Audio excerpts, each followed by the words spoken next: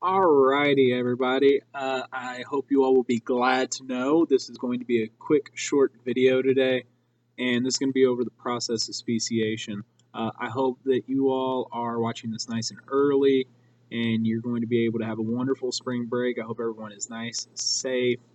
Don't do anything crazy or stupid. I want everyone back in one piece for sure. So be safe. I don't just say that to be a nagging teacher, but I do want you all back safe and sound. So anyway, let's go ahead and get into the process of speciation.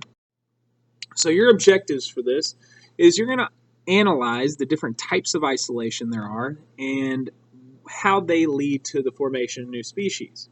You're also going to explore the current hypothesis about the Galapagos finch speciation and how the different species of finches came to be. All right, so what is this big fancy word I keep saying, speciation? Essentially, in quite simple form, it is the formation of a new species. And to really understand that definition, we need to define what a species is. And the way to define it is as a population or a group of populations whose members can interbreed and produce fertile offspring. So if you are a member of the same species, it means you can interbreed and you can produce fertile offspring, which is very important. For example, we can mix together a donkey and a horse and get a mule, but that mule is not fertile. So what that tells us is since it's not fertile, that the donkey and the horse are different species. Same thing with things like a liger and other interbreeding that we may see occur and happen in nature. So the first type of isolation is what really kind of streamlines the rest is reproductive isolation. And this happens when one part of the population stops reproducing with another part. So because they no longer interbreed, they become isolated and the gene pool is more diverse from one another. And this can happen in a variety of ways. We see behavioral isolation, geographic isolation, and temporal isolation that can occur and cause reproductive isolation. So if we kind of look at this graph here, it kind of makes a Y. So at the bottom, at one time, this population shared a lot of different commonality. They interbred. And then there's that dotted line, and there's something that occurs that separates them reproductively. And because of it, they start to diverge and become different species. So the first one we're going to look at is behavioral isolation. And this is when two populations that are capable of inbreeding don't because of some type of behavioral difference. So this essentially means that the habitats overlap, but they do not breed. So think of there are these nice, cool birds, the eastern and the western meadowlarks. And really, when you listen to the songs of the meadowlarks, you can tell them apart. They are very distinct.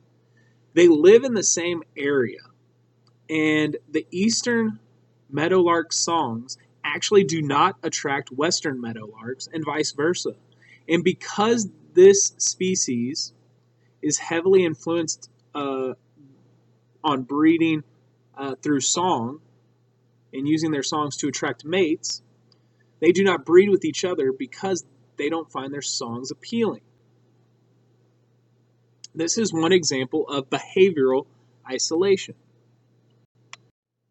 Then we have geographical isolation. This one's probably a little bit easier to picture, but this happens when two populations are separated by geographical barriers. So natural selection and genetic drift are going to work on those two separate populations, causing a completely new species to arise. So when we talk about geographic barriers, they don't always guarantee isolation though, because what you can see is flooding that can connect lakes. When the sun comes up, it'll dry the lakes out and you'll have two separate lakes, but then heavy rains come and they connect again. So you can talk about how geographic barriers can be avoided. Look at humans. Technically, we are geographically isolated from a lot of different people, But because of things like uh, boats and things like planes, we are very well connected to everyone on this earth. So an example of this is the Abert squirrel and the Kaibab squirrel. And essentially, long ago, these two squirrels were one species. They were hanging out. Something happened. You can kind of think of maybe the earth separating a little bit, maybe a big earthquake, and slowly they drifted apart, fingers slowly becoming disentangled as they cry for each other across the giant chasm that is being caused, and natural selection happens. I know that was a very dark example, but that's what happens sometimes with geographic isolation. They get separated, they can't get back together, and bada bing, bada boom, we get two different species. Then we get temporal isolation, and this happens when two or more species reproduce at different times of the year. And this is more common with some amphibians and some plants. So flowers that can interbreed may bloom at different times of the year, and that means that their pollen is going to be produced at different times of the year, which essentially means they can't reproduce at the same time just because they're not able to. So this is kind of an interesting little graph to look at, and would be one to look at over and over again just to kind of get a good sense of what's happening here. But we see that there's a wood frog and a leopard frog, and essentially, when we look at mating activity, they have different time periods for when they mate. So because they are separated by when they mate, these are two different species. They are separated only by time.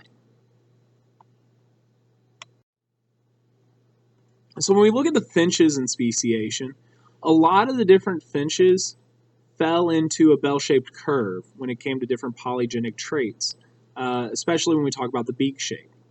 When a natural disaster occurred, the grants noticed that the directional selection favored those larger beaks.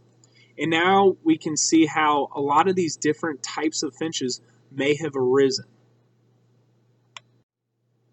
So essentially, the way this works is a finch from South America lands on the Galapagos and began to survive and reproduce, which is what we call the founder effect. Then the finches moved to the different islands, which would cause geographical isolation, because really finches rarely fly over large bodies of water. And then each island has a different environment for the finches to adapt to creating new species. And this is where we see a change in the gene pool.